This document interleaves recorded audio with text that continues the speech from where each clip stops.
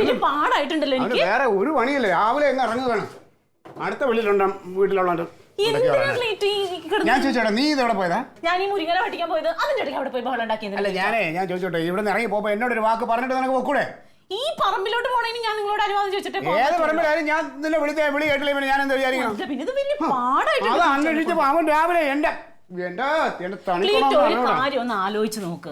ഇത്രയും ദിവസമായി ഇവർ ഇവിടെ വാടകയ്ക്ക് വന്നിട്ട് ഈ ദിവസങ്ങളിൽ ഏതെങ്കിലും ഒരു ദിവസം തല്ലുപിടിക്കാത്തതുണ്ടോ അവരുമായിട്ട്? അതിന്റെ കാരണക്കാരാടി? നിന്റെ ആങ്ങളാ കനകൻ. ഇനി അതിനും അവനെ പറഞ്ഞോ? അവൻ തന്നെ.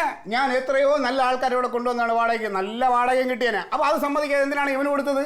കാരണം ഇവിടെ നടക്കണ വിവരങ്ങൾ എന്താണെന്ന് അവന് സമയാസമയം അറിയണമല്ലോ.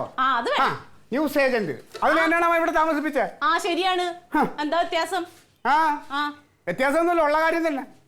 എന്താണ് അവന് എന്താ ഇവിടെ അവന് പേടിയുണ്ടാവും? നിങ്ങളുടെ കൂടെ ഒറ്റയ്ക്ക് ഇവിടെ താമസിപ്പിക്കാനേ നല്ല പേടിയുണ്ടാവും. നീ താമസിക്കുന്നത് ഒരു കൊടും തീവ്രവാദിയുടെ കൂടെ അല്ലേ? കൂടെയാണ് ഇത്ര ബുദ്ധിമുട്ടുണ്ടാവും. എടി, ആ അലവലാതി ആൾക്കാരോട് പറഞ്ഞു നടക്കണം എന്താണെന്ന് അറിയാമോ? ഞാൻ ഇവിടെ ജീവിക്കുന്നത് നിന്റെ ചെലവിലാണെന്ന്. ക്ലീറ്റോ, 1000 കുടത്തിന്റെ വായ മൂടിക്കെട്ടാം, ഒരു മനുഷ്യന്റെ വായ മൂടിക്കെട്ടാൻ പറ്റുമോ?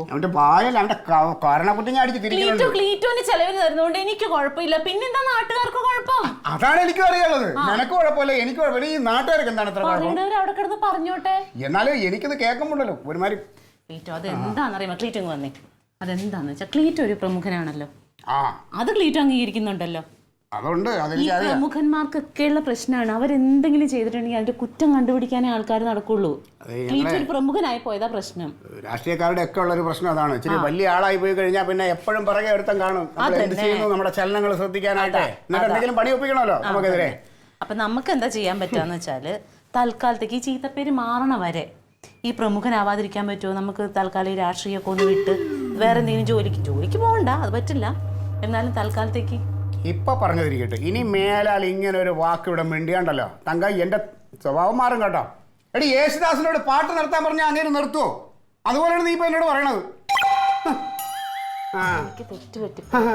ഇനി ഇങ്ങനത്തെ തെറ്റ് ആവർത്തിക്കരുത് കേട്ടോ.